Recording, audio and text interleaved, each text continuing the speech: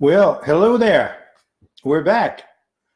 And we're going to be talking today about one of the qualities that is at the very top of the list of qualities that we make reference to when we talk about those aspects that we really need to develop within ourselves that are going to promote strong, loving, healthy relationships.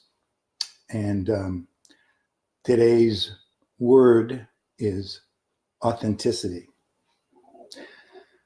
So, what does authenticity have to do with relationships? In a word, everything. Basically, what it refers to is the ability to present yourself as real, to be real, to be congruent in what you put out with what it is that's inside. It's very similar to the quality of integrity, which is an alignment of the inner experiences with the outer expression. So walking the talk, being real, what you see is what you get. There's no pretense, there's just pure genuineness. So one of the things that we often hear when we talk to people about that is, well, but get real. I mean, you can't just put out everything to everybody in your life. And we're in total agreement with that there's another quality that you also have to be able to develop, which is called discernment or discretion, which is the ability to be able to recognize what degree of authenticity is appropriate for this situation. So in other words, we're not likely to feel comfortable expressing some of our deeper concerns or feelings and vulnerability to somebody that we barely know, or to the cashier at the supermarket, although some people do. So it's important to recognize, is this relationship one that I really want to develop, that I feel it's safe for me to put out my deeper underlying experiences. It's really a matter of, it's not so much an either or, but it's a continuum. So that on one end of the spectrum, there's a refusal or an unwillingness to reveal anything about myself personally. And on the other end, it's like everything goes. Whatever's there, you're going to get it. So we are always consciously or unconsciously making certain decisions about how authentic we're going to be. And since these talks are about intimate relationships for the most part, but relationships in general, but mostly committed partnerships, we're going to be assuming that what you're looking for and what you want to cultivate and develop is something that is going to enhance the depth of your connection, right? Mm-hmm. Right. So when we use the word authentic and authenticity, and we also speak about being real and getting real, generally speaking, people think that's a good idea. I can really see why the basic goodness of a relationship rests on the foundation of both people being real with each other and being authentic with each other. And so, although they think it, generally speaking, is a good idea, don't always live up to that expectation of themselves to live a more authentic life. And there are two major reasons for that. And I'm going to tell you what both of those are. And the first one, I want to drive the point home by telling you a little story. And the story is about the eagle's egg. And a woman found an egg, and it was an eagle's egg, and she took it to the barnyard and she put it in with the rest of the chicken eggs. And when the chicks hatched, the eagle hatched too. But the eagle didn't have any idea that it was an eagle. It was among all of these other chickens. So it lived its life like a chicken, and it pecked on insects and worms, and it made cackling and, clucking noises, and it flapped its wings and just went a little bit off of the ground, and it lived out its life that way. And when it was an old chicken, she saw this beautiful bird up in the sky, and she said, "Who is that?" And her fellow chicks around her said, "That's the queen. That's the queen of all birds. That's an eagle." And the eagle, who thought she was a chicken, was awestruck about the beauty and the majesty of this eagle that hardly had to flap its wings at all and soared on the currents, and the beautiful plumage, and just was enchanted. And then the eagle dies.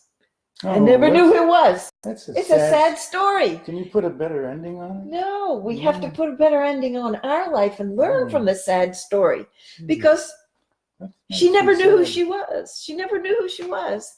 So one of the main reasons that we don't live more authentically, we don't commit ourselves to finding out who we really are, of taking the time to tune in and to see, who am I really? What are my major values that I want to live my life out of? It's a little scary. It's a little confrontive. The other major reason is we have a sense of knowing what it is that we want and how we want to live and who we are, but we're too strung out on being people pleasers.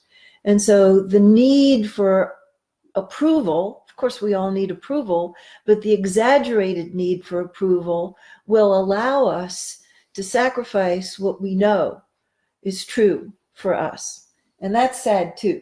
So I'm appealing to your enlightened self-interest here to take the time and commit yourself to wanting to know who you are at the core of your being, and to discern when you may have been contorting yourself and stretching too far to accommodate being the good kid, the good wife, the good student, the good worker, the good husband, and maybe allowing other people to put a script in your hands that isn't the right one for you. Well, what I am experiencing right now is some disagreement with something you just said. So okay. I'm going to just go for it and be authentic. Okay. You said that we all need approval, and I'm going to take issue with that. Mm-hmm. I think that approval is something that most of us really want, but it's not what we need. I love the saying, and I really believe it's true, that you can never get enough of what you really don't need. Yeah. So when there's something that you need and you can't get it, or you're not getting it, then what we often do is we settle for a substitute for it. And so we look for something that is similar to it, but it's not it, but it's more attainable. So the substitute that I think approval represents is that which we really need is acceptance. And when we're afraid that we're not going to get acceptance from being ourselves, then that's when we start looking for, the next best thing, which is approval. And it's not just that we need acceptance from other people, but we need it from ourselves. Yes. We need to accept ourselves unconditionally, absolutely, without judgment, and be willing to integrate and, be okay with even those aspects of ourselves that we don't think are so wonderful. And when we can do that and we have our own acceptance, it's easier for us to make the choice to risk being authentic, because authenticity feels really scary if we don't have our own acceptance. But when we can cultivate that kind of acceptance, we can more easily be authentic. You know what I'm I saying? understand your point of view, and I'm perfectly okay with us seeing things differently. Yeah. And I know approval is a heavily laden word, and I am meaning by that that no man is an island. You know, that we need some feedback from our world and the important people in our world to validate and acknowledge who we are. And I see it as a whole continuum, and that if we go too far with needing that validation from the outside, needing that approval from the outside, that's when we get into trouble. So not to be so extreme that we don't need to, have love and acceptance and, that kind of recognition from the important people in our life that we trust, but to watch for that spot where we go too far, where we're contorting ourselves, maybe giving up things that are really important to us for fear of they're not being okay on it. That's the important part. And that takes a lot of discernment to see when we're being true to ourselves and when we're selling ourselves out. Yeah, and I think that because, we do live in a world in which we are always dealing with people's expectations. Certainly on the job, there are expectations that people have of what we're going to accomplish and what we're going to do and how we're going to be and how we're going to look and all that other stuff. So we're living in a world where, like, literally half of our waking hours every day are spent looking at how we can fulfill the expectations of other people and be and behave in the ways that we're expected to. So it's not that easy. No, coming it's not from that easy. world to then come back into an intimate relationship that really prizes authenticity and being ourselves. I mean, to shift into that gear from, performing or behaving according to an outside script. I'm not saying that that's wrong. That's a reality that No. we all have to deal with. That's realistic. Yeah. But to be able to shift back into the mode of authenticity just because you left the office, it doesn't necessarily happen easily or quickly or automatically. No, and I'm glad that you made that point. This is very challenging work. This is moving outside of our comfort zone, to take a more risky stance in life, to be willing to look at the things that may not fit us, as some of it might be about our job. Maybe we're working at a job that bores us or doesn't utilize our talents and our skill sets. And it's risky to take a look. And it's risky to take a look at our relationships. It's risky to see how we're living our life, how we're using our leisure time. Maybe we're using our leisure time to do things that really aren't that fulfilling for us. But if we don't do this, we are not going to be able to hit the higher realms of well-being and happiness in our relationship or in our life in general. And you're absolutely right that we're in the workplace often marching to somebody else's drum and living up to other people's expectations. And just for the practical parts of life, we may need to do that. But to the best of our ability to be able to drop it at the door, to be able to have the non-work part of our life, at least to be more authentically aligned with who we really are, our values, and that we're living the life that we really want to live. So let's talk a little bit about how it is that we can make that transition from performing to authenticity, and to keep performances in their proper place. Well, and to not let it bleed into our personal and interpersonal lives. It starts with feeling the desire, having the courage to desire, and using that desire and that will. Because when you see the incredible benefits that come from living an authentic life and living the life that is real for us, and seeing the tremendous payoffs in the relationship that has got a higher level of trust, of not living in a mind that's full of negativity and self-doubt and insecurity, because we know more of who we are and we're living from that knowledge, that we're trusting more of our intuitive sense. Well, that's the self-acceptance is what's real. part. Yes. And so it starts with feeling the desire of connecting the dots of what the payoffs are for making a full-hearted commitment, of being in touch with how much we want it. That's where the motivation comes from. Yeah. To take the risks. Yeah, I think that seeing the possibilities and really letting ourselves feel, being authentic with ourselves and being honest with ourselves about how badly we really want the freedom to be ourselves. And the other side of that motivation is feeling the pain of not having it. Yeah. Feeling the pain of feeling disconnected from other people and from ourselves, and how exhausting it is trying to live up to those internalized expectations that we've taken on, and getting to a point where, and this is what motivates a lot of people, it's not just that they see what's possible, it's that they finally get in touch with what it's costing them to not have that experience in their life. Well, it's keeping their relationships at a lower level of well-being. You and I see this all the time when we're counseling couples, and when we have couples in our workshop, that they're really having a lower level of trust because the implicit and the explicit agreements aren't being met. You've used the term psychic strangers. Yes. Want to say something about that? That they're disconnected. Yeah. They're disconnected from themselves, and they're disconnected from each other. So they sometimes agree to things with the partner that they don't really want to do it.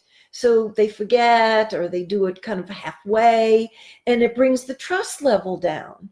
And so when we're connected to ourselves and living out of that authenticity, we will make agreements that we're prepared to keep, and the relationship will automatically up level because the trust will get stronger.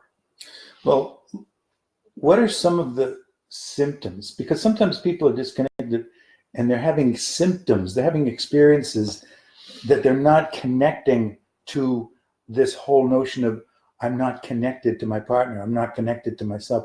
What are some of the symptoms that they may fail to recognize as symptomatic of disconnection? What might people be feeling or experiencing that they're not recognizing? Oh, that's because I'm just checked out, I'm out of touch, I'm not connected. Mm-hmm. Well, feeling lonely is one of them.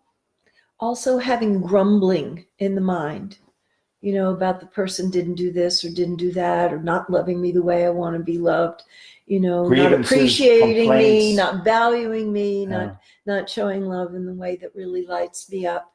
And when you start listening in to those grievances and the grumbling in the mind, and that's a clear indication about the disconnect. And one of the ways to get more connected with each other is to risk having those conversations and getting real and authentic about saying what it is that you're experiencing, not in a blamey way of the other person, staying with yourself. So what would an example be? I mean, let's just play that out right now for a second. What would an example be of somebody bringing up that potentially very touchy issue with a partner in a way that didn't blame them and that didn't activate their defensiveness? Oh, so let's say you're feeling that way. A real one from today. Well, we don't have any of those issues anymore, though. We're working all week, and we're working all weekend too. And I'm concerned that the work is taking such a big bite that we owe ourselves some comp time next week. And I think we should take Monday afternoon off. Mm-hmm. Yeah. So I heard the grumbling in my mind. What was too much work done, enough play? And was there any blaming of me in that? No. No. So it was just noticing the that you were feeling. Yeah. I'm so happy to have the work. I'm happy about that. But sometimes it's a lot of a good thing, all concentrated. Okay. So I'm looking forward to taking some comp time next week. Okay.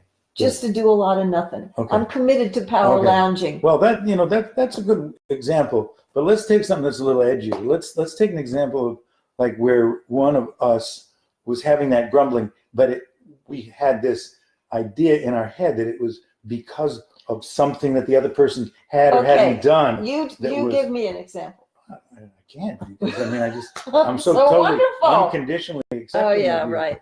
So, well, okay, let's use something from the way distant past. Okay. Way back in the days when I used to feel like you wanted you wanted something from me, or you wanted to control me in some way, and you were being manipulative, and I was feeling resentful about that. And so I didn't handle that very well. I mean, like in the old days, I would have, said, you're being manipulative. I would have accused you of things. Judgmental. I would have judged or you. Or what was even worse than that is you'd be the ice king, just be quiet and removed and distant. Or as I would just withdraw. I wouldn't say anything, but I would stew in resentment. So what I would do now is, first of all, as soon as I noticed that there was blame going on in my head, I would acknowledge that. I wouldn't necessarily say anything to you, but I would know, I'm aware that I'm really not feeling great, and I'm blaming Linda for this because she didn't do this, or she said this, or she did this, and I'm aware of that. So I guess I need to say something here about that, but I need to say it in a way that isn't going to cause her to feel attacked by me. Yeah, in a responsible way. The reason that this is such a good example is because we both have a core value about honesty. Right. And I would much rather that you confront me, even if it's a little clumsy and it's not gorgeous and graceful. I'd rather that you do it to the best of your ability, as responsible and caring as you can. But I want you to be authentic with me. I don't want you harboring things and keeping things from me. I know where that goes. That's a path right to hell. All the secrets and lies and cover-ups and withholds. And you and I both committed to that early on, and it's really held us in good stead. So I'd rather you do it in an ungraceful way rather than withhold it. Well, yeah, and my style had been to just blurt out, whatever I was feeling. Your brutal truth your telling. style, yeah, right. Your style, on the other hand, was to withhold, and you had to. I didn't have any trouble being honest, but I did have trouble presenting it in a respectful, non-judgmental way. Yeah.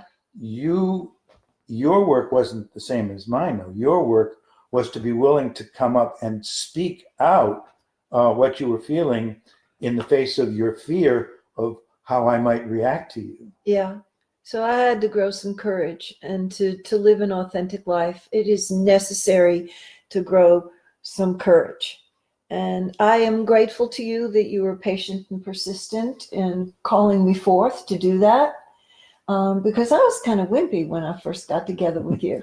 Yeah, no, that's kind of one of the things I liked about you. Is that you were wimpy and you weren't going to challenge me. It worked for a while. Yeah, but after a while, they got boring. Yeah, well, after a while. Because I knew that there was something else going on. I didn't like myself for selling myself out so much, and needed to find some strength and backbone to speak up in my own behalf. But I don't want the people to get the intention, the idea that authenticity is only about finding the courage to speak truth about things that can be contentious, that can be conflictual, because sometimes it's not about that. Sometimes it is about that, but sometimes it's just knowing what our values are, knowing what our truth is, trusting our own intuition. And of course it comes into play when we're handling differences, but that's not the only time that it comes into play.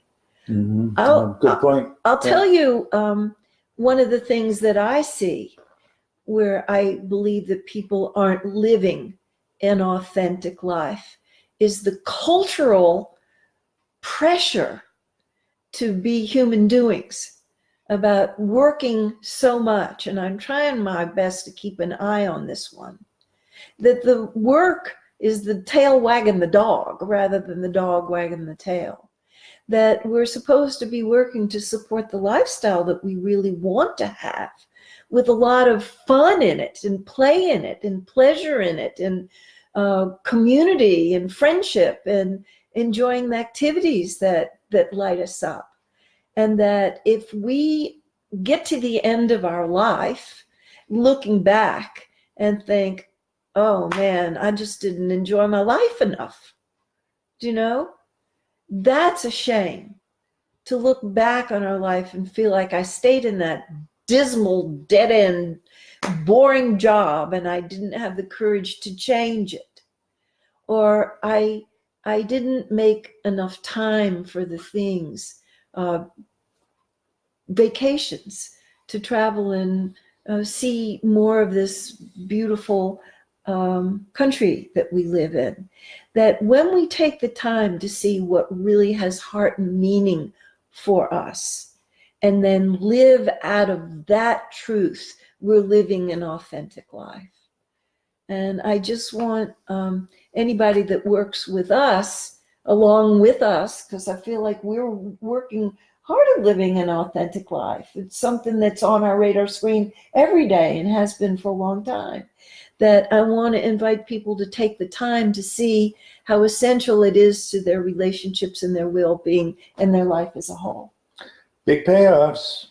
But, with big payoffs, there often come what feels like big risks. That's true. However, at first, like taking on any other intention, at first, it feels like it's a pretty steep trajectory up.